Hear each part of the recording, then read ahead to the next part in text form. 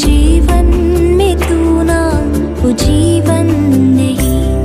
नीति वचन 15 अध्याय का 3 वचन। यहोवा की आंखें सब स्थानों में लगी रहती है, वह बुरे भले दोनों को देखती रहती है। इसका मतलब परमेश्वर हमें देखने की बातें हमेशा याद रखना है, तभी जो है पाप पर विजय होगा, पाप से सुरक्षित रहेंगे। परमेश्वर मुझे देख रहा है, इस भावना अगर नहीं है तो बहुत लोग हिम्मत से पाप करते हैं। बाइबल पढ़ के देखिएगा, भक्त लोग इसी भावना से रहते थे, इसलिए वे पाप पर विजय पाए, पवित्र जीवन जिए।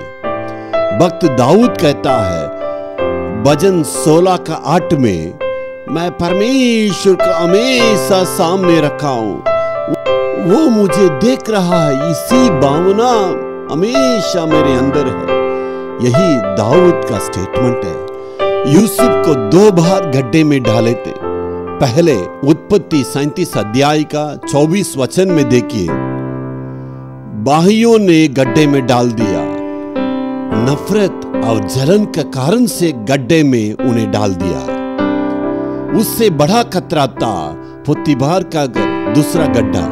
नीति वचन 24 के 27 को देखिएगा, वो अधलोक का गड्ढा है, वो अभिलाषा उसी गड्ढा से, पहले जो गड्ढा से डाला था ना, पोतीबार का घर का जो अभिलाषा गड्ढा वो बड़ा है, वहां से वो भाग गया था।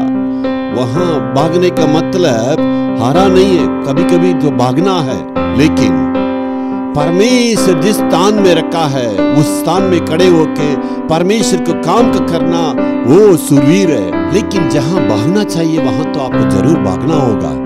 लगता है संसार की नजर में हम हार गए हैं। यूसुफ के इतिहास को देखिए, वो कपड़े को खोया लेकिन अपने चरित्र को नहीं खोया।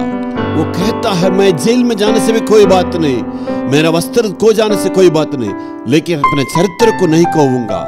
चरित्र में जीवन है। मेरे भाई बहनों से कहते हैं चरित्र को नहीं खोना है। चरित्र को खोने से जीवन बिताने से कोई लाभ नहीं है। इसलिए सेल्फ कंट्रोल रखना है, पाप के बिना अपने आप को सुरक्षित रखना है। परमेश्वर देख रहा है, ये भावना रखना है। किसके अंदर ये भावना आएगा? जो पुण्य जन्म हुआ है उसी को ये भावना आएगा। जो यीशु के लहू से धोया हुआ वो पाप नहीं करेगा। इसका कारण ये है, वो पुराना मनुष्य के लिए मर जाता है, अभिलाषा को क्रूस पर मार देता है। वही मनुष्य नए मनुष्य पुराने पाप से दूर रहता है, इसलिए वो पाप नहीं करेगा। किसके अंदर नया जन्म होने की भावना है?